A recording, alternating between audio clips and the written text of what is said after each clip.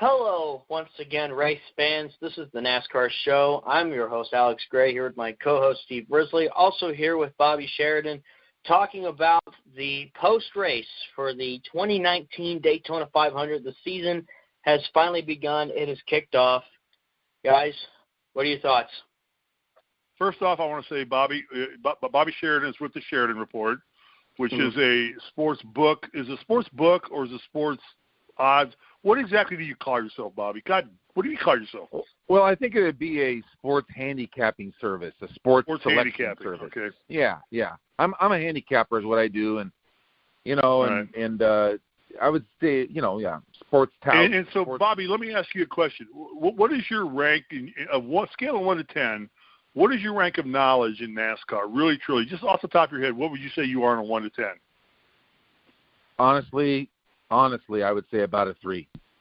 Okay. And that's who did you predict to win this race? I predicted Denny Hamlin right here. And who won this race? Denny Hamlin. So I would think all of you people listening to us right now, if you want to get into sports odds and you want to wager efficiently, you probably ought to go to the Sheridan Report and follow Bobby, because we're going to teach Bobby all about NASCAR, because he's going to be a regular on the show with Alex and I, and we're going to teach him everything, and we're probably going to screw him up, because, sometimes being stupid is a good thing. What I've learned a long time ago, what you don't know won't hurt you, and so we'll go from there. It is right. So congratulations, Steve, Bobby. We'll get into that and talk about that. But the Sheridan Report, and your website is thesheridanreport.com, right? That is correct, and you can follow at Sheridan Report, and I'm just happy that one of us, because we're going to be on air all races, all however many there are, 30-something or whatever. 36. 36 races. 36, and I'm hoping that one of us can isolate the winner for the fans, and it was just my turn this week, and next week will be somebody else's, but that's really neat for the NASCAR show that one of us. Bobby, let me ask you this question before we Alex take over here, but I'm just being an idiot because I'm giddy because it's NASCAR, so it's fine. Bobby, you have any idea what camber is? Camber? No, I don't. You have no idea what camber is? None. Okay, there's an assignment for you for the next show we do, the next race after Atlanta next week, is to be able to tell people what camber is and how it plays a role in setting up a race car. We'll do it. Is that C-A-M-B-E-R, camber, just like it sounds? How do you spell camber, Alex? C-A-M-B-I-E-R is camber? Let me see. I think it's C-A-M-B-E-R, I think. Yeah, okay. It sounds that's phonetically how you would spell it, but I think there's an I in there somewhere, I thought. Well, you gave me the assignment, and I'll do that, Stephen. You'll be surprised. And you know what? Right. You can make a direct reference to Days of Thunder when you figure out what camber is. Okay. Sounds good. All right. Alex, take it over. I'm sorry. Oh, you're good. All right. So, obviously, we've just said Denny Hamlin winning his second career Daytona 500, won it in 2016. Kyle Busch was second, Eric Jones third. Joe Gibbs Racing finishing the top 3. We'll talk about that in a minute. Rest of the top 10, Joey Logano. Michael McDowell finishing 5th. Ty Dillon finishing 6th. Kyle Larson was 7th. Ryan Preece 8th. 9th, Jimmy Johnson. And how about this, 10th, Ross Chastain, the only driver who ran all 3 races, completed every single lap, finishing 3rd in the truck race. I believe he finished 13th in the Xfinity race and finished 10th today in the Daytona 500. So, heck of a job by Ross Chastain there. Good all right, and something interesting I actually found, NASCAR Man posted this, and it was shared by NASCAR's Reddit. This was a little strip from a NASCAR article written on July 27th, 1993, titled Foreign Cars in NASCAR, ? A headline you thought you'd never see. Toyotas take the top 3 spots in the Daytona 500. Talking about foreign cars and Toyota potentially joining NASCAR and so maybe like 20 or 50 years. I think it's kind of funny because basically they just predicted the finishing result of the Daytona 500 25 years later. So I thought I'd bring that up, and I believe it was like that too in 2016. Hamlin, Truex, and I think Kenseth. So I thought I'd bring that up. That was something a little interesting. Talking about guys at Gibbs, as we know, J.D. Gibbs unfortunately passed away over the off season. So this meant a lot for Joe Gibbs. I loved the little salute that I was watching on Fox, the little salute they did to him on lap 11. Not only the top talk three. a little bit about J.D. Gibbs and how, because we all know of Joe Gibbs and JGR Racing, but what J.D. Gibbs actually meant to him. He was pretty much the patriarch of that team, was he not? Yeah, JD helped run this team a lot, especially he helped build the team, didn't he? He really helped build the team. He really did. Joe just kind of came in with his money and and his fame as being a football coach. But my understanding is that JD really is a person that kind of got Toyota on the map in racing. Is that a fair assessment, Alex? Yeah. Gibbs moving over to Toyota really put Toyota on the NASCAR map, and JD Gibbs did so much for this team in terms of starting this up. Because obviously Joe had the money and the fame. He was a football coach, and when he was still coaching, I knew that JD ran the show a lot. He was the co-owner, basically. He also played college football at William and Mary. But something – And wore number 11. Yep, he wore number 11, which is why they did the lap 11 tribute to him during the Daytona 500, which moments like that gives more of my appreciation towards NASCAR. And it kind of reminds me of the 2011 race when they did the lap 3 for Dale Earnhardt 10 years after we lost him. So, I mean, moments like that is what makes NASCAR amazing, and that the NASCAR community can come together. And, I have that feeling of God works in mysterious ways, and this was another reason for that. When you have the Gibbs guys finishing in the top 3 between Hamlin, Kyle Busch, and Eric Jones. Not only that, the 95, which is now the Levine Family Racing, they picked up Matt DiBenedetto, moved over to Toyota with the Gibbs Alliance. He led the most laps. Matt DiBenedetto led more laps in this race than he has in his entire Cup career. Wow. Yes. So it's much like what happened in 2001. And this is what I think makes NASCAR kind of special. It seems like there is somebody upstairs watching over NASCAR. Oh, because in 2001, when Dale Earnhardt lost his life at Daytona, the next race, Kevin Harvick is tasked with coming in and driving for RCR, Richard Childress Racing. And they changed the number of the car to 29 because they kind of put the 3 car in memoriam. And he wins. And then at the next Daytona race, the Firecracker 400 that year, Dale Earnhardt Jr. in the 8 car driving for DEI wins that race too. Remember how emotional that was? I mean, I cried at both of those. How emotional that was. It's kind of people that kind of piss on NASCAR a little bit. They need to understand that there's just this emotion in this, and it's like somebody upstairs pays attention to what's going on and rewards people, and takes these guys under their wings, protects them. Earnhardt gave his life, sadly, but now every driver in NASCAR is safer because of what he went through. I mean, every driver now can go through the wrecks that we saw today, and we'll talk about those, but they're all safer drivers now and are going to walk away from these wrecks that what we assumed was not a bad wreck. If you ever looked at the wreck that Earnhardt was involved in that cost him his life, it didn't look like the worst wreck you'd ever seen Dale Earnhardt be in. He gets pushed up into the wall, and you think, okay, that's a good tag, but you don't realize you're going 200 miles an hour when they do that. You thought, he's going to walk away from that. And of all the things we've seen flipping down the straightaways of Talladega and Daytona, and he doesn't. So, but it seems like somebody upstairs watches over it. It makes for another metaphoric great story that the 11 car wins after J.D. Gibbs loses his life, and it was number 11, for Joe Gibbs Racing. And that's kind of really cool about NASCAR. Definitely. Totally agree. Yeah. Totally. So, Bobby, as somebody who only knows 30% knowledge of NASCAR, what did you think of today's race? Well, what did it mean? Because Alex and I are a little more involved, and we know what camber is. You'll figure out what camber is. Yeah, I'll figure it out. We know what camber is. Are a lot more involved. I spend 98% of my time on everything but NASCAR, but I did focus in this week and got lucky, and there's reasons why I picked Hamlin. But Bobby, what? You're a sports odds maker. You are never lucky, you idiot. You are intelligent. Come on. Well, you want me to bet on you if I think you're lucky? I'm betting on you because I think you know more than I know. Don't tell me you're lucky. I'm not going to bet $1 on you. You tell me I'm lucky. You knew what you were saying. Retract your statement. Redact your statement and say, all right, I looked at it and said that Angels were over the 11 car today, which is why I took the 11 car. I'm just being humble, Steve. You know that. But, my thoughts on the race were I thought the big one happened a little sooner and in a little bit different manner than I expected it. What did you guys think of that? I mean, it was weird the way the 21 Menard, right? That caused that first one.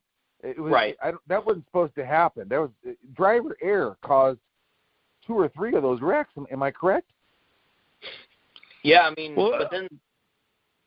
Go ahead, Alex. I'll let you talk. I'm sorry. No, you're fine.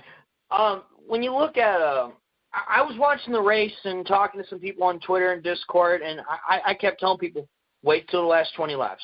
That's when the crazy stuff will start to happen. And before you know it, boom, there's the big one. Took out a lot of big competitors there, like Benedetto and among others, which it was a big shame because Matt Benedetto he's ran so well that entire race. And obviously his head's held high. Obviously he had a great result. Before the wreck happened, he was leading a lot of laps, running at the top 5, top 10 most of the race. But, yeah, and then after that, wreck. It's just – But, I mean, driver error, though, Alex. I mean, it seemed like a few of those, happened because of that. And my other thought was that Kyle Larson finished 8th, I believe, and he wrecked 3 times. Yeah. That was amazing. Johnson got a top 10 after that weird pit road incident earlier in the race between the Rick Ware cars. So, hey, he made it. Every race is just crazy. And then another thought I had when you guys were talking about the Gibbs stuff, which is just huge. I mean, it's so fake, and I agree with Steve on the NASCAR, somebody looking down on that sport. But Eric Jones was the less heralded of the Gibbs, and he got through that last one. That was divine intervention. I mean, it just opened up for him how he was able to get through, and he winds up with a 3rd place. So everything was looking down on Gibbs as Toyotas today. So, Alex, let me ask you a question. At Daytona, what's more important, talent, luck, or equipment? What is the most important part of Daytona to clear yourself? And, I mean, is it talent? Or is it luck? Or is it just being able to outrun everybody and stay the hell away from all that mess? I think it's a little bit of everything, more so about talent. That's a cop-out answer. Come on. All right. Well, pick a side. All right. I'm going to have to say when it comes to the last 20 laps, it's luck because that's when everyone's going to be jockeying for position. Forget who is your teammate at that point. You're going to go for it all. So I think I'm kind of tossing between talent and luck at this point, but I'm starting to lean a little bit towards more luck because Daytona's a crapshoot. If you're in the race, you have a high chance of winning, especially you saw the front rows, the premiums, the Rick Wares who got the top 10, top 20.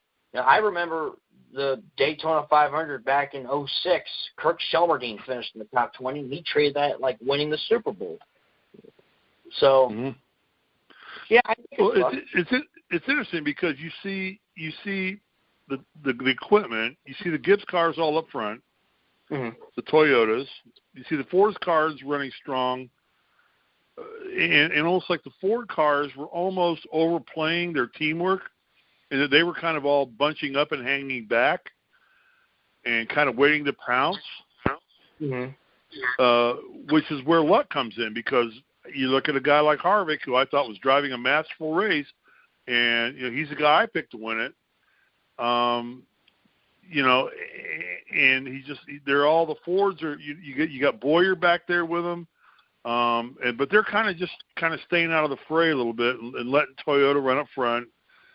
But then the luck comes into play, and wacko, there it goes. And then out of no fault of any of their own, and you get caught up in it, and then you're out, and then what happens. And then you look at like Hendrick, and there was a lot of discussion today, Alex and Bobby both, about Toyota and Chevrolet wanting to team up and beat up on the Fords a little bit because they think the aero package on the Fords are stronger than they are for either one of the Toyotas or the Chevrolets right now.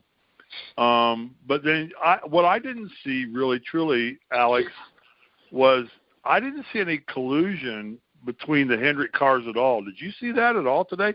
I thought they ran separately all day long, and I did not see Elliott and Byron and Bowman and Johnson working together when I thought they all had strong cars that as a team they could move themselves to the front. Am I right or wrong there? I mean, I feel like at times I did see the Hendrick cars kind of like within the same part. Well, they were in line together. But were they working together?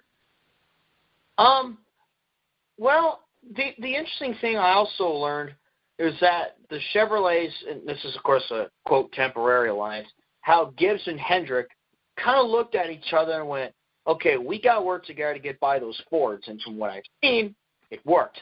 More so on the Toyota side rather than the Chevrolet side. The highest finished Chevrolet was Ty Dillon in sixth. And then you got Larson, Priest, Johnson, Chastain. So, yeah, you saw the Toyotas and the Chevys kind of starting to catch on how Ford has been fast really for the past year, 2 years.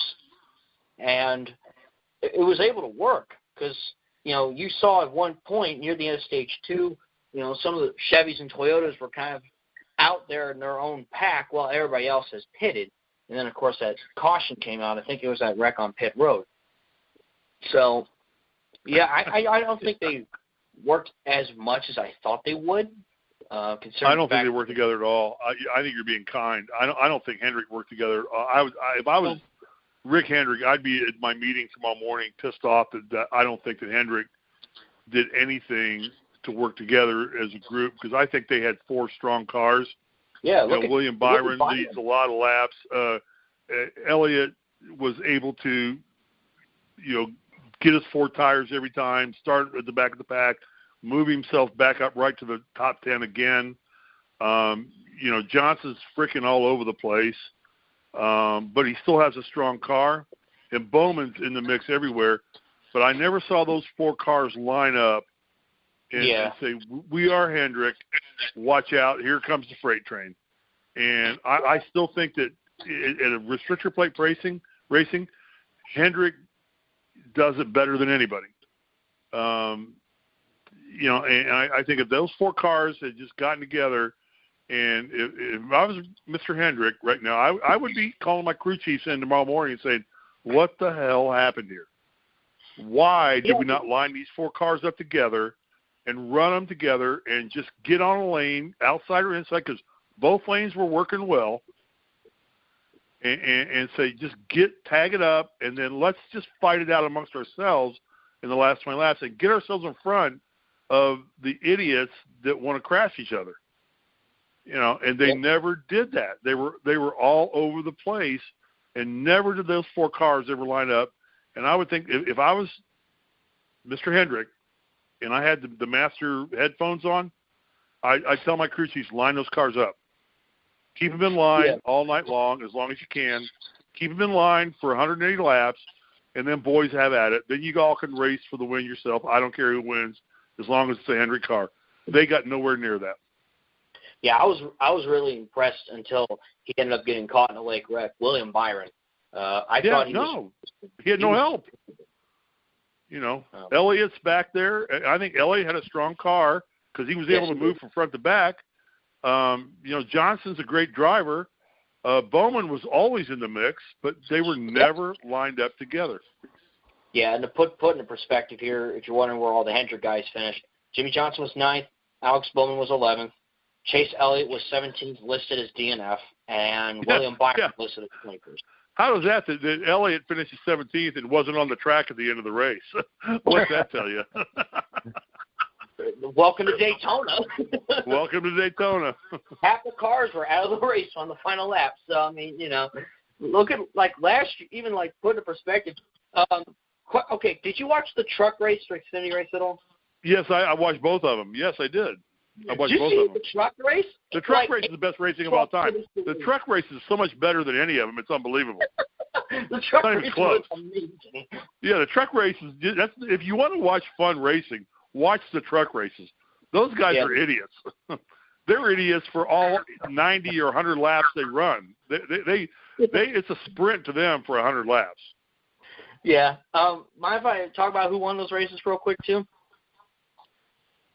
Go ahead. All right.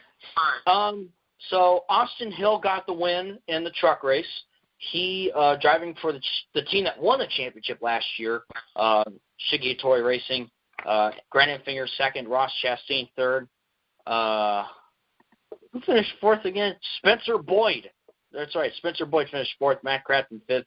Josh Rayum sixth. And then, seventh, Timothy Peters, Angela Rutch, Austin Wainsell. And that all I know is Alex, the good-looking blonde got knocked out early. 32 trucks started the race, 9. Yeah. What's her name? What's the blonde's name, Steve? Yeah, I don't know her name. What's her name, Alex? Who's the blonde that was driving? The 8 truck? Yeah. Angela Rutch. She is I believe, the daughter of Derek Cope. Oh, okay. There you go. So, she was driving for Joe Nemechek's team. How old is she? Is she in her 20s? Probably in her 20s, I guess, huh? She's 35. She's been racing for a while. Oh, wow. So she's older. God, she's 35? She did not look 35. Good for her. Yeah, she did a really good job in that truck. Very good job. No, I mean, she's, I think the sport needs more females in the race, and she was running strong until, again, but that's designed.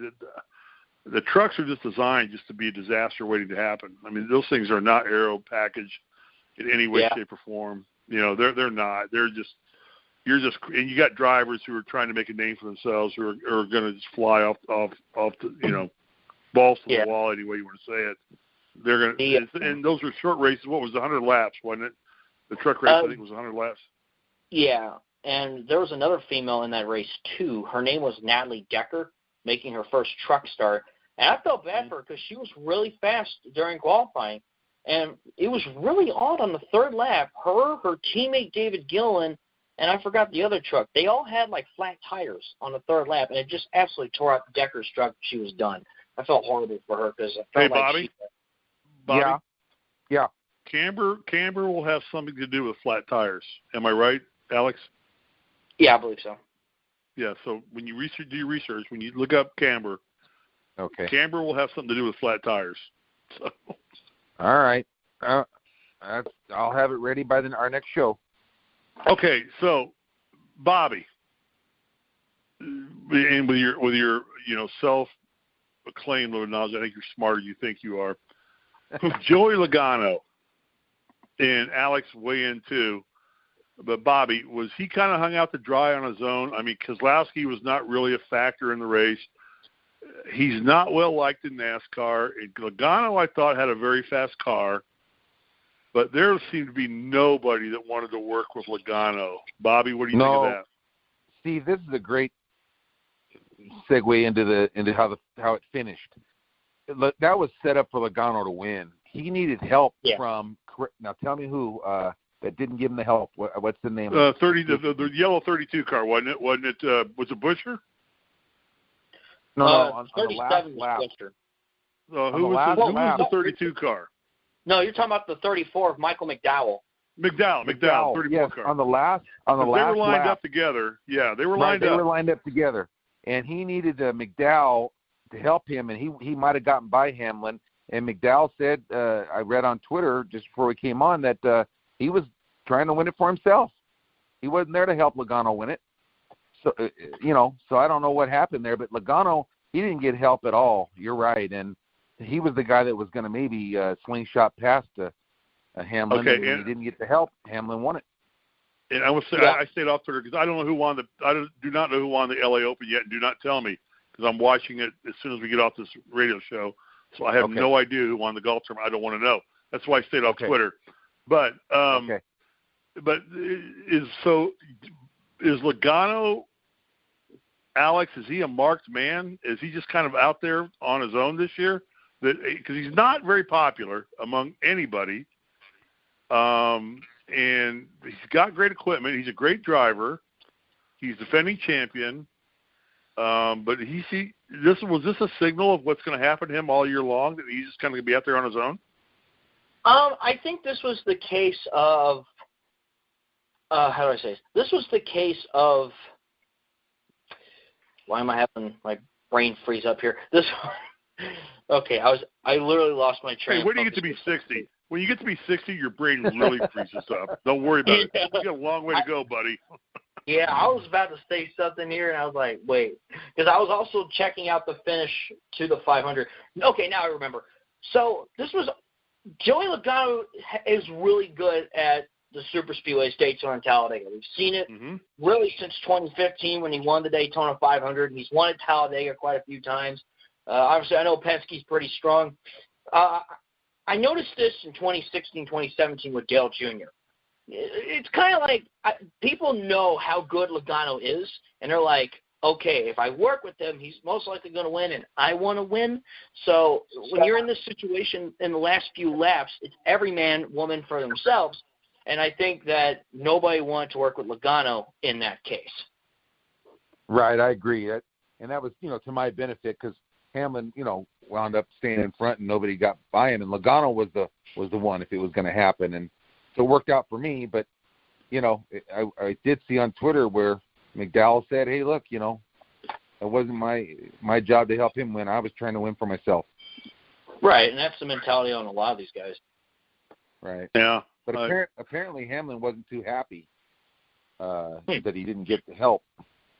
So both of you guys, I'm sure, as a sports book and as a race fan, you watch F1. Both you guys pay attention to F1, right? I try to, yeah. I watch F1 religiously. I can tell you,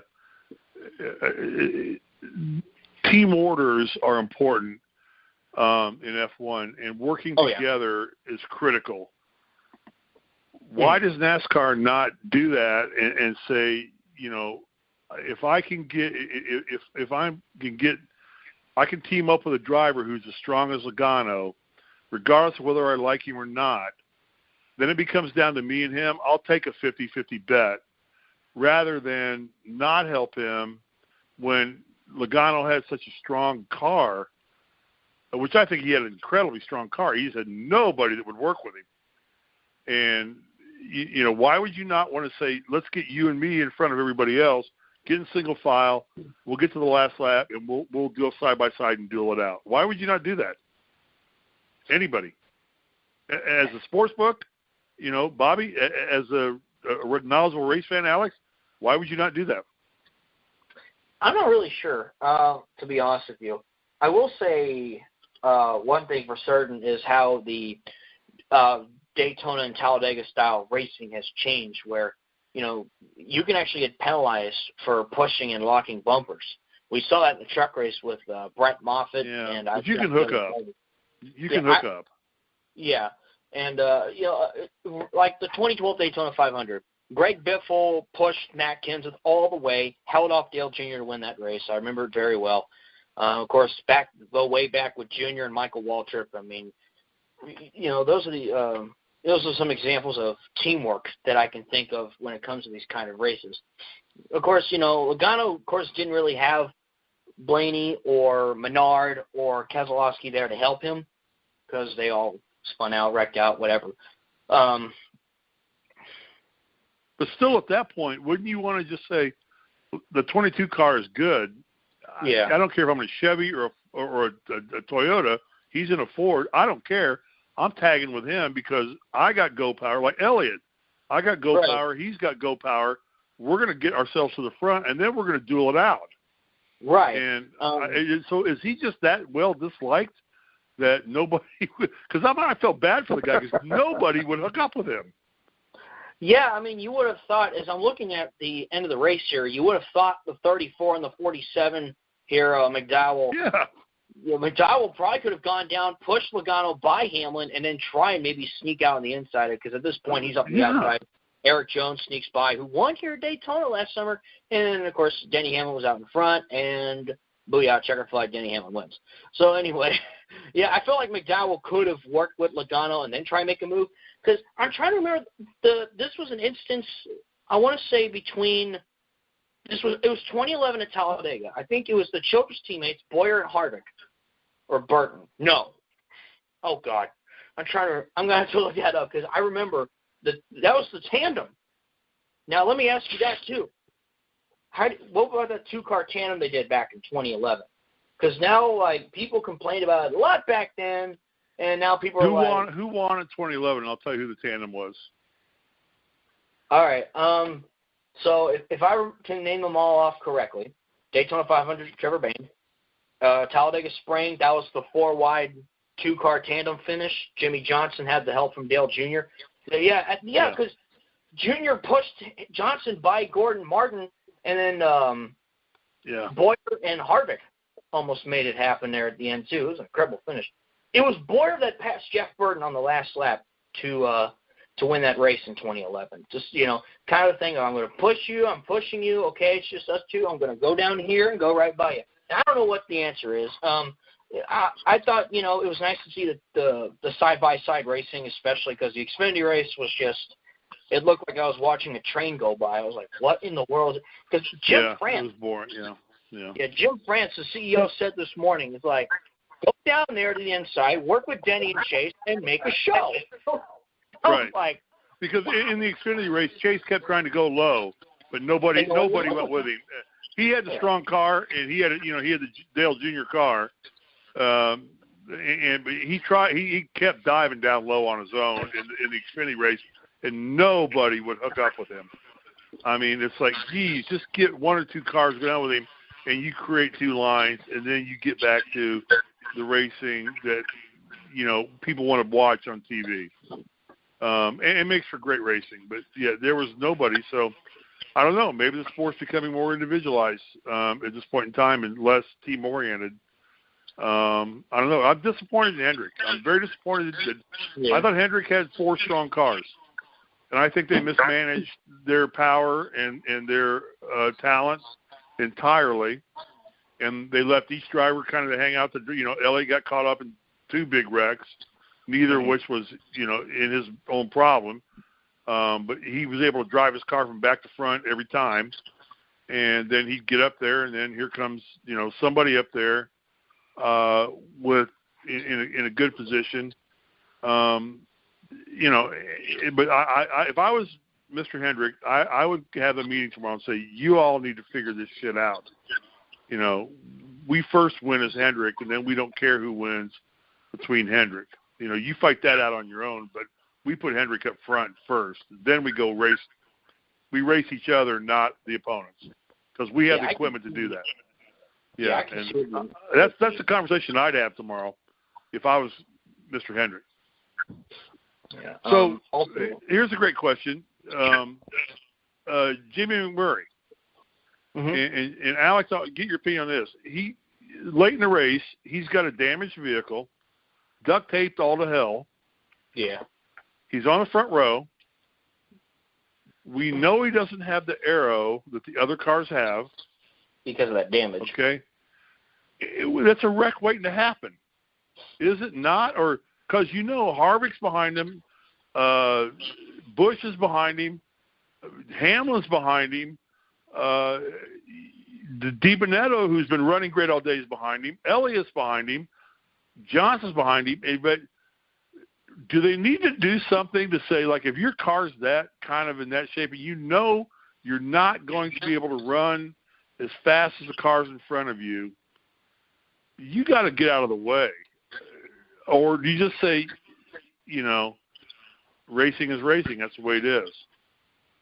I'd say it is what it is because he at least is at way past minimum speed. Minimum speed, yeah, I get that, but he wasn't competitive. I mean, you know, he was at an air disadvantage. People are dancing him around him immediately, and that's when you start having people bump into each other, clipping, you know, quarter panels and tagging each other.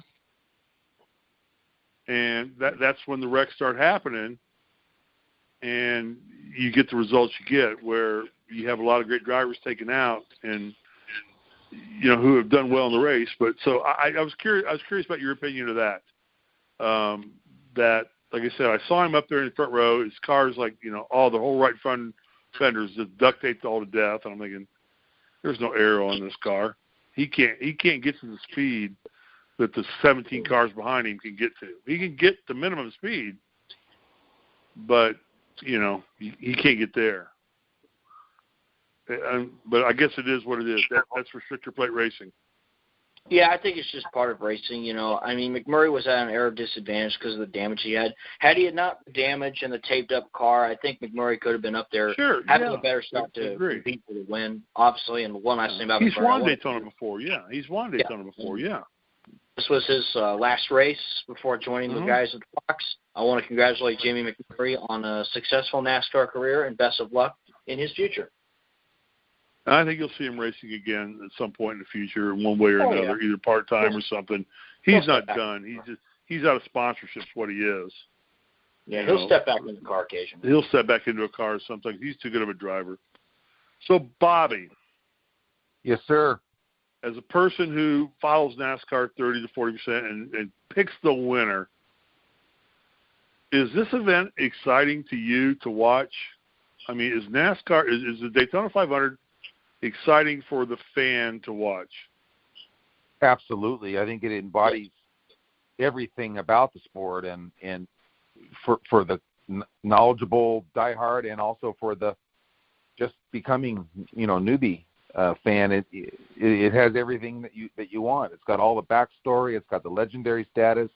It's got the wrecks that people like to see. It's got the excitement of it's never over till it's over. The guy sitting 20th could win it, and it's got everything. And you know, it kicks off the season, and now we can focus on, you know, the I guess the more normal, or the, you know, the regular grind of races coming up next week with Atlanta. And I just think NASCAR's got it figured out so well that they kick off the year with this race.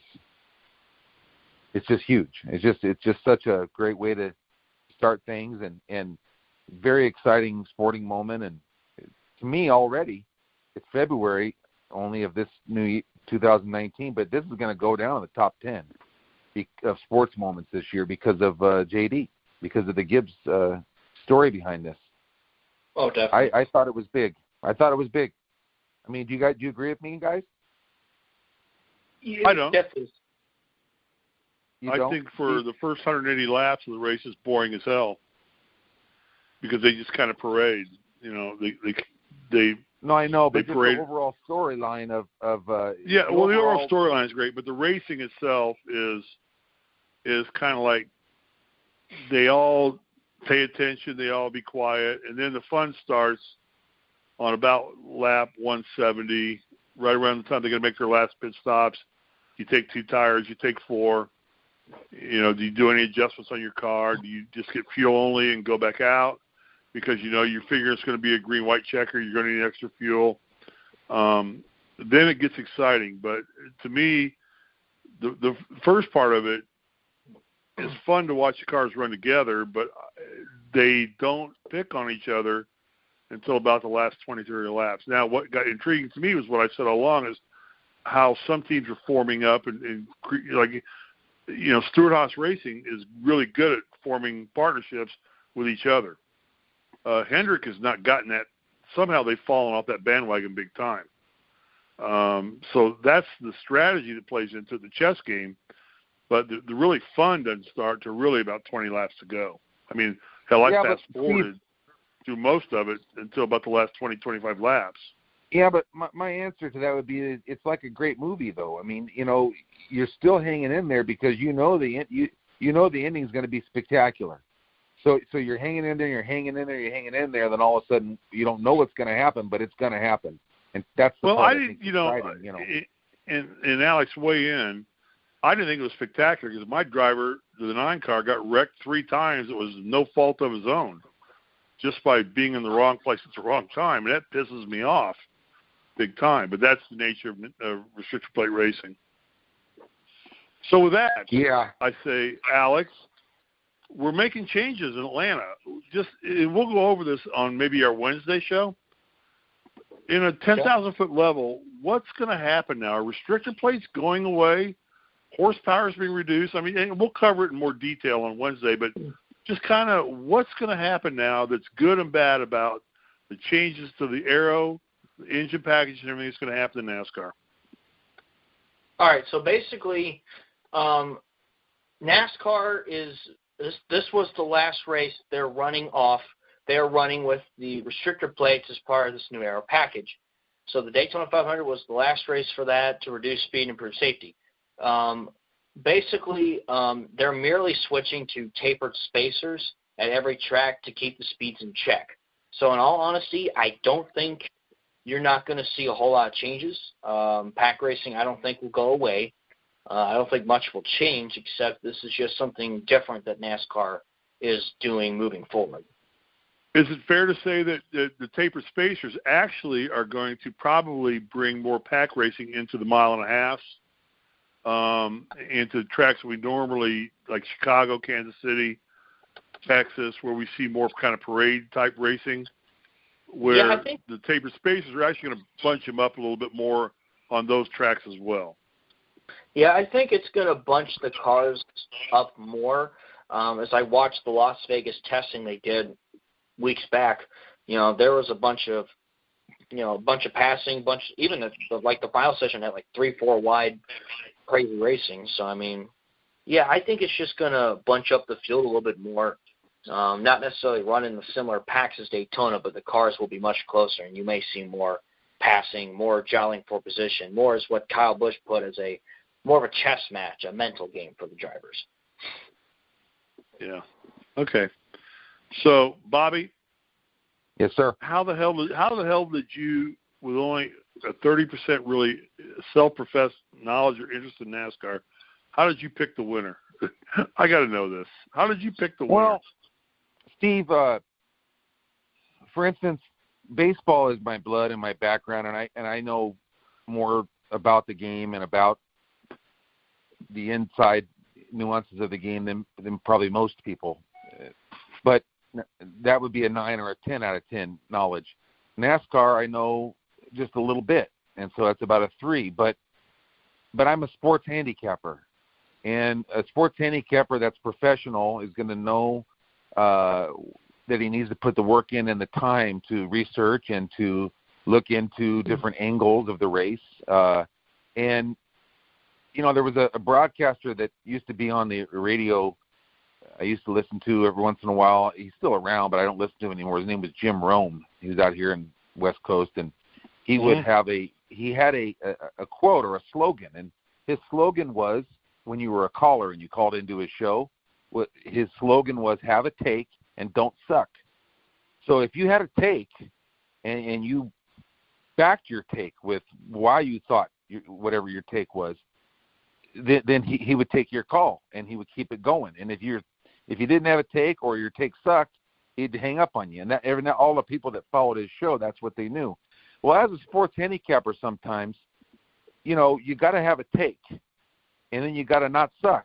Meaning, you got to have a reason why you went with somebody, and then it's got to play out the right way. And so, for me, I wanted to go against the Fords today for the win, because the Fords were, to me, the value wasn't there with those cars, with betting those drivers today.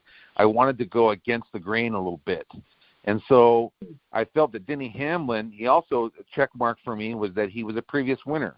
There's been 8, I believe, Alex, I'm going off my memory now, there's been 8 multiple winners now in the race. Is that correct?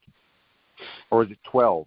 I read that before the race that they were, I can't remember, but he's a multiple winner, so he's won the race before. And he was the top guy in draft side by side. He was the top driver, and this was things that I had read about him. Him and Suarez were the top drivers running in the draft, and we mentioned that on the last show. So I felt like, he's been a tough luck guy. He won it in 16, and he's had a couple tough luck losses too.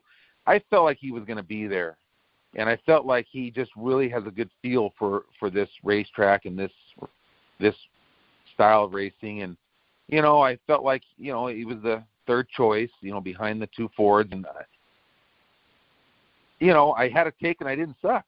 That's all. It stuck, and my way of looking at the race came out, and he was in front of all that crap every time it happened, and the guy's just a great race car driver, and more times than not, the great ones are going to win and not the fluky ones. So,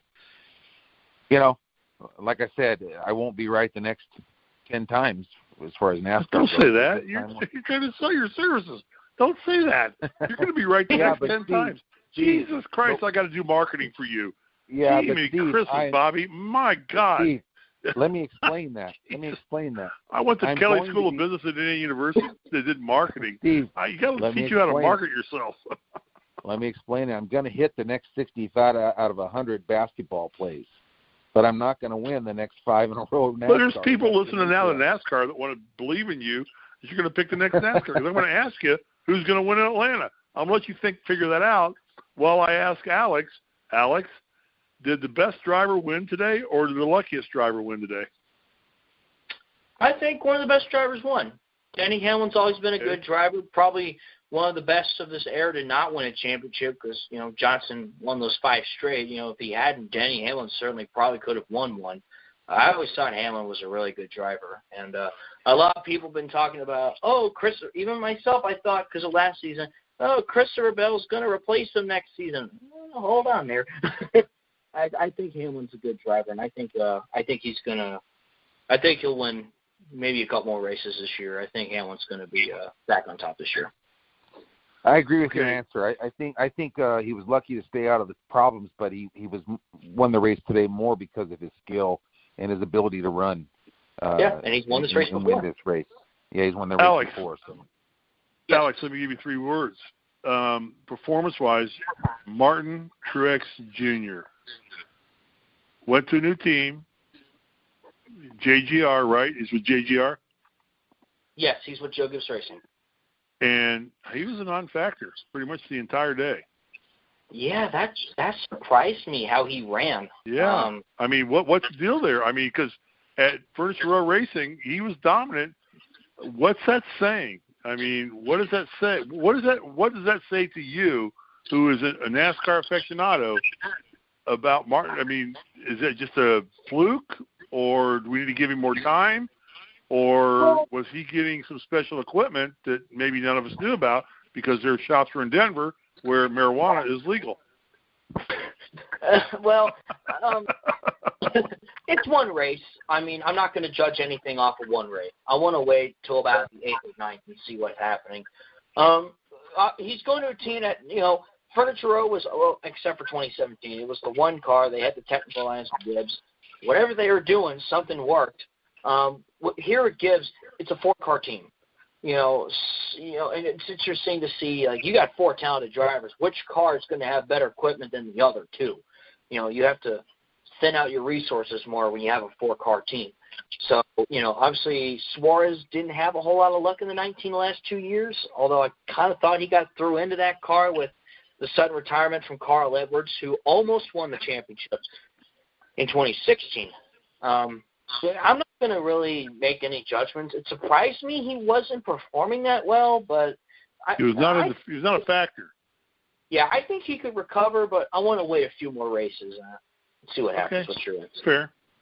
That's fair. It's a new team. He's learning, but he took his crew chief with him. There shouldn't be that much difference in what was going on. And he had Gibbs equipment, which the other Gibbs cars, the 20 car, the 18 car, and the 11 car all were strong all day long, but the 19 car was not strong. Yeah, he didn't look that good out there today. But no, we'll see he did nothing. Yeah, he really wasn't a factor. I mean, if it wasn't for Bass Pro Shops on his logo, on his hood, I wouldn't even known he was out there. Well, funny fact, I actually read an article earlier this week that Furniture Row Racing almost shut down in 2015 until though they could find Bass Pro sponsors and auto owners, so they were able to stay on the track longer and, of course, win that championship and all those races. So, also another fun fact. I apparently saw Martin Truex win his final race at Furniture Row at Kentucky last year. So, I thought that was – I didn't even realize that. I was like, huh. Yeah.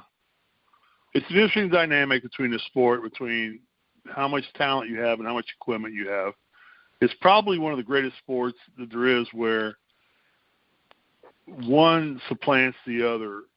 And almost like equipment, I think, supplants talent more so than any other sport, because I think Brady can throw footballs that are deflated, you know, and guys can jack home runs that aren't corked or balls that aren't corked or fast. But I think when you get in NASCAR, I think it really boils down a lot to the equipment you got. And in the end, the equipment comes up front, and it's the engineers and the crew chiefs that almost become a bigger factor in the sport. But it's interesting to see, because now we get away, and restrictor plate is the worst, because there's often been said that any three of us could get in one of those cars tomorrow and run it at 190 miles an hour around Daytona.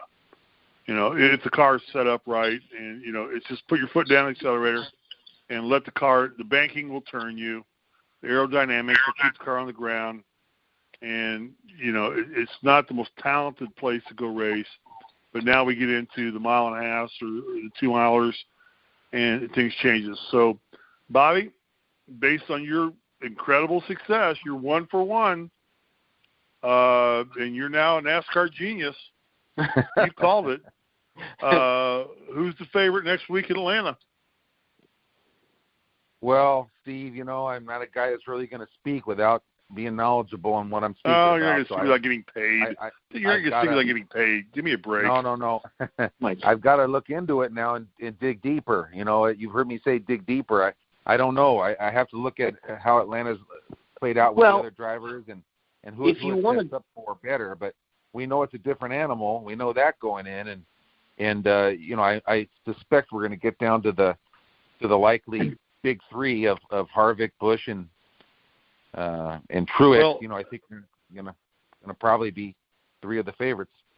Alex, weigh in here, but I'm telling you right now, it's going to be a Ford that wins. Well, yeah, remember last year, Kevin Harvick. Yeah, it's going to be a Ford. He's been good at Atlanta. Keselowski's been good there too. Just got to think about. So because now the aero package is going to kick in, and it's going to separate the cars. Daytona bunches them up because restrictor plates, you know, or spacers, whatever. But now the aero packages, it's clear that they've given Ford a tremendous advantage on the aero packages over what they gave Camaros and Chevrolets last year. And Toyota paid their dues initially when they came in too, and they struggled a little bit when they first came in. But I've not seen anybody come in with a new body style and have such a dominant car like Ford has right now. So we can guarantee you, Bobby, when you start making your decision to put a top pick or whatever it is you want to put out there, because now you're a NASCAR genius, because you're 1 for 1. Pick a Ford first off, and then go from there. Am I right, Alex? Well, I mean, you could pick a Ford. Ford's going to be strong, but don't leave out any of the Gibbs guys. Kyle Busch, definitely good there too. You know, on the Chevy side, I could see Chase Elliott being the plus it's his home track too, so I could see Chase Elliott being a favorite to win that race. That doesn't mean anything in racing. It's not like playing at Assembly Hall. It's not like playing at Assembly Hall or Mackey Arena. It's different in NASCAR. There's no home favorite in NASCAR. You know, that water doesn't hold true in auto racing like it does in college basketball. Well, that's true, but there's good feeling and there's good karma for drivers. You know, how is Kyle Busch is from Las Vegas? How has he done at that track? I don't know. Alex, how's he done it? I don't think the Bushes have done much in Vegas, have they? I look it up. I mean, Google it real quick and see how many between Kyle and Kurt, how many times they've won. And they've won some. I know they've won some, but to say they've not dominated there, I don't think that's a fair statement. Well, Steve, while he's looking that up, there's another name. There's a driver I really like. I knew he wasn't going to be competitive today, but you can't take your eyes off of Kyle Larson. You know, that guy's one of the best drivers on the track. I mean, he's fabulous, and you know, he's going to be in the mix to win a lot of races this season. We know that. Here's the story with Kyle Larson. If I was one of the big teams, like let's say Hendrick, who has top equipment, or a Penske, or a Haas, I would say I would pay any price I could do to get Kyle Larson in my stable, because I think that there is a incredibly talented driver who's in inferior equipment. Yeah, that's a great call. I just don't think Ganassi Racing has the ability to compete with the big boys. They don't have the money to spend. But I think they win more on talent than probably any other team in NASCAR, would be my statement that I would make about Kyle Larson. But if I was, like I said, one of those other big teams, I would say I got to get my hands on Kyle Larson, because this guy's a superstar waiting to happen. He just doesn't have the equipment. And whereas a lot of times you say you put like a Bowman or a Byron, or let's use a Suarez or something like that, or you know, somebody who I think is there for reasons, but not as talented as like a Kyle Larson. But you know, Kyle Larson is somebody that if I was spending money in NASCAR, I would say I want him in my stable, because I think he's a great driver. Absolutely, yeah. He's not great equipment. You know who's following right in his footsteps? Right behind him is, and I want to ask Alex about this. It doesn't have to be tonight. I know we're getting low on time, but Christopher Bell, because that guy's going to be the next Kyle Larson. What a star young driver he is. I don't even think he's 20 yet, but Christopher Bell, someone's going to get him and be very, very happy. Christopher Bell, very talented driver in my opinion. Yeah. Will he be on the main circuit next year, Alex? Good chance. Where he goes after tonight, I have no idea. Also, I have pulled up, actually on driveraverages.com, they got results for drivers at certain tracks. So I pulled up Kyle and Kurt at Las Vegas. So for Kyle, he did win at Las Vegas 10 years ago, 2009. Last 3 results there. September last year, he was 7th. Last spring, he was 2nd. And then the spring before that, he was 22nd because he got dumped by Joey Logano, and he had that big fight with him on pit road. For Kurt Busch, last 3 races, 21st, 35th, and 30th. Wow. Yeah. Home track, I don't think home track advantage doesn't mean that much in racing. It's a track you got to go run. The conditions change hour by hour. It's not like you're playing at Assembly Hall versus Mackey Arena, or Camden Indoor versus the Dean Dome. You know, it's not that way in racing. It's a piece of concrete you got to go run, and you race the conditions. And the fans, because of, unlike football, where you go to the RCA or the Lucas Oil Stadium, you know, 80% of the people are cheering for the Colts. It's a little motivational for them to do that. Or you come to the Coliseum and they're cheering for the Rams. It doesn't happen that way in racing, because there's so much diversity in who you want to root for in racing. There really is no home field advantage in racing, in my opinion. You know, right. Yeah, me speaking. Yeah. Yeah, it doesn't happen that way in racing. I mean, it's just a venue to go put your car on that, get your engineers, get your crew chiefs, get your pit crew, work as a team, you know, on the track, off the track, work as a team, and figure out how to get it done. So with that, Alex, anything else we need to talk about tonight? I forgot to go over the NASCAR Xfinity race. I'll do that really quick. I'll just skim over that. Michael Annett got his first career win in the Xfinity Series, driving for Dale Jr. Great win for him. Great win. Yep, definitely. Justin Allgaier second, Brandon Jones third, Ryan Segan fourth, Austin Cindric fifth, Christopher Bell sixth, Jeff Green, 7th, driving that 93 for Ryan Sieg, the 2000 Busch Series champion, to put that in perspective. John Hurt Nemechek, 8th, Tyler Reddick, 9th, Chase Elliott, 10th, and notable finish, Jeffrey Earnhardt finishing at 15th. He led the first 29 laps of that race, actually. He did pretty good. Hey, Alex, that brings up a question. And again, we're going to take up a few more minutes here, so let me just ask this. All right. Dale Earnhardt Jr. as an owner, how relevant is he becoming as an owner? Because he's kind of dominating Xfinity, is he not? Yeah, he's really good at scouting the talent, as he said in his nationwide commercials. Yeah. They call me boss man. Scout the talent, seal the deal, do it all with a firm handshake. Gentlemen, I love that. But anyway. So how soon do you see Little League owning a NASCAR team, a franchise? A Cup team? A Cup team, a Cup team, yeah. Well, I mean, he's doing well in Xfinity. I mean, he's dominating. Well, last time I checked, Junior wasn't that too interested in a Cup team, from what I've heard. He's also said maybe a one-off for the 500. That could still change at any time. Maybe someday, if things get a little bit more easier to handle in terms of teams and sponsors, maybe Dale Jr. may look at Justin Allgaier or Michael Annett and say, hey, you guys can bring on sponsorship, and maybe we can start a Cup team. It depends what he and his sister Kelly want to do. Now, of course, also, Junior Motorsports and GMS Racing are forming this developmental program, too, which I think is good for Chevrolet and NASCAR. So I think that's something they very much need. And they're basically understudy of Hendrick, right? I mean, he's using all Hendrick's tire and equipment. Yes. So Hendrick's doing all their work for him, yeah, which doesn't suck. Yeah. Bobby? Yes, sir. Early predictor. Who's your early predictor for Atlanta? I don't have one for one. Yet, Steve. Come on. I cannot. It's too early, my friend. I will say this. There's a guy, Alex, I started following him this week, and he did a tremendous job on his tweets today, and I noticed that you follow him, a guy named by the name of Bob Pockras. Yep. He did an excellent job with his tweets today, and he's very good.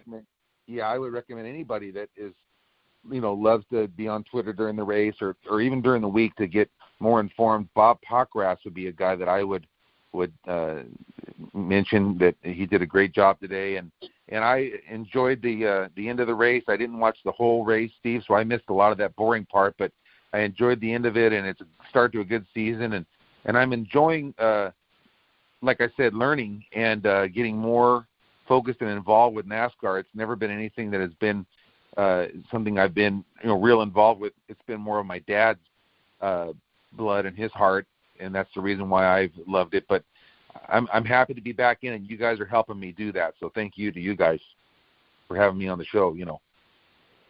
No, and we love you too, Bobby. Don't worry about it. Appreciate it, Steve. Jesus Christ. I'm picking Harvick. I'm going with Harvick as an early favorite for this week. Yeah. This is the kind of race Harvick that Fords are strong. Stewart-Haas Racing is strong. Harvick is pissed off because I think he thought he had a car that could win today, and I'm going to go with Harvick. So that's just my early call. Yeah. By the way, did you try and participate in that Busch car to can thing? No. Yeah, I tried to. I stay off social media when the races are on because I usually watch them kind of in delayed fashion. So if it was on social media, I don't do it because I'll get tweeted by somebody that Elliott's got wrecked on lap 182. I don't want to know that until I see it happen. Because I don't want to anticipate that it's coming because I'll lose interest and go watch Young and the Restless or Beverly Housewives, Beverly Hills Housewives or, Celebrity Big Brother or whatever. I'll go somewhere else. I don't like to know the outcomes of sports, so I stay off of social media. I kind of go in a media blackout when I'm tape delaying something and watching it. Like, I do not know who won the golf tournament. I don't want to know. I have my speculation, but I'm just going to go out now after this is over and go watch it. All right. So we're on Wednesday for a general show. We'll get the penalties. We'll get the fines. We'll get kind of a more predictor. Bobby, Hopefully you'll do your homework. You'll know what camber is, and you'll come back on and you'll have a recommendation. You'll have a top pick for the race. Can you do that by Wednesday? Oh yeah, I'll have a recommendation. I'll have a lean that for Wednesday by Wednesday, and probably official pick will come out more like Friday. But I'll have things that I'm looking at it. And I wanted to mention one last thing. I know we're wrapping up, but there was a picture I saw on Twitter today. Tony Stewart was with AJ Foyt, and it was from today. And Stewart tweeted Who was out fatter? Who was fatter? AJ was fatter, but not by much, probably, because Tony's put on some pounds. Yeah, he has. But Tony's comment was, not the day we were hoping for today, in terms of the team, but any day with my favorite guy AJ is a good day. Oh yeah. And that's 2 of the top 10 of all time right there in that picture, and I just thought that was that was neat, and I wanted to bring that up. Well, this is no surprise to anybody. I mean, that's why Stewart switched to the 14 car. Was an homage to AJ Foyt. I mean, he ran the 20 car for Gibbs when he was running the Home Depot car, and then when he went and created Stewart-Haas Racing, he switched to the 14 car, which is now run by Clint Boyer, and that's why he took the 14, because that was, in the end of his career, that was AJ's. Usually AJ's number was number 1, because in those days, USAC, they give you a car number based on where you finished in the standings, and AJ ran number 1. Right. Yeah, he ran number 1 more times than anybody, but then it came down to AJ just said, I'm taking, when he went to Gilmore Foyt Racing in the Coyote, he went to the 14 and just stuck with it, and that's why Tony Stewart went to the 14 car, and that's why Clint Boyer runs it, and that's why it's the integral part of Stewart-Haas Racing. It's a 14 car. Yeah, that relationship is great, and I've gotten the privilege of meeting AJ Foyt, and he and Bob Knight were acquaintances. They were kind of the same mentality. Just shut up and go get the job done. So we got to meet AJ, and you talk about a character and a guy that you just would, there's people in the world that when a war breaks out, it's like, I want to align with these people because they're the people who are going to win the war. And AJ Foyt, Tony Stewart, and Bob Knight are 3 of the people that if they're on the same team, I'm getting on that team. I don't care what the cause is, because they're going to win the war. And that's just such a great thing about the character of those 3 people was they will mentally find a way to beat you. Knight was a genius at it. Foyt was a genius at it. Tony Stewart won 3 championships in NASCAR. Mm-hmm. Not necessarily having the best equipment, he just out-willed you. And, like I said, if we go to war, if those guys are fighting, I'm on their team. I don't care what we're fighting for. I'm fighting because I'm going to win if I'm with them. Yeah, you could put Tony Stewart in anything, and he would be great at it. Same with guys like Mario Andretti and AJ Foyt, too. Yeah, I think if it wasn't for the injuries to Tony, I think he'd probably still be racing. I just think he got himself beat up enough that, it's like enough is enough. Yeah, I know he still runs some sprint cars and does some of that still, but, that was a huge loss to NASCAR when we lost Tony Stewart because he was AJ Foyt of our generation or, the new generation. My generation was AJ Foyt because I'm 60, but for me, it was Tony Stewart. Huh? And for me, as a younger person, but that's the same thing as AJ Foyt. Yeah, exact same thing. So, great call, Bobby. Way to go. All right, Steven. All right, guys. Bobby or Alex, you want to wrap it up? Sure thing. All right. Once again, congratulations to Denny Hamlin, your 2019 Daytona 500 champion. We'll be back Wednesday night. We'll talk about some news, and we'll go into, and I'll let you know now that nobody has been disqualified from their wins yet, so good sign. Anyway, we'll talk about Atlanta on Wednesday. We'll talk about what it means, what the air package will do, and all that good stuff. The season's here. Let's rock and roll. I'm so glad it's back. I had a blast watching the race today. From all of us here, from Steve Risley, Bobby Sheridan, and myself, Alex Gray, thank you guys so much. Hang on. And, Bobby, where do we find you one more time? On Twitter, @Sheridan Report. That's where you can find me. Follow there. I put a lot of late ads and a lot of little stuff on there that'd be good to watch. And you make odds on, other than just NASCAR, pretty much everything, right? I handicap. I don't actually make the odds, but I handicap the odds. Except I think you said you were afraid of women's curling. You don't make odds on women's curling. No, I don't do too much with the women's sports, and because I just don't have the time, you know. But hey, Bobby, hockey. are you going to come out? Can you get odds on the Iditarod? I don't know. I have to see. I doubt it. It's nothing I've really ever looked at before, but we'll see. We'll you kind of broaden your base. You need to get odds on the Iditarod. Well, how about Lucas can get those odds? No, I'm having Lucas cover the Iditarod for us. He's got it covered for us. I need odds. Because I'm going to bet on the Iditarod because I'm a dog lover. I know you are. Magic and Enzo probably had a front row seat today to the 75-inch big screen. No, they were watching the Westminster Kennel Dog Show, and they were pissed off that the one dog got disqualified because the judge had a partner who – the judge should have recused himself. They were mad. They were barking like hell. I couldn't hear the end of the race. All right, guys. Sounds good. Thanks, Alex. Thanks, Alex. Thanks, Bobby. Okay. Thank you guys so much.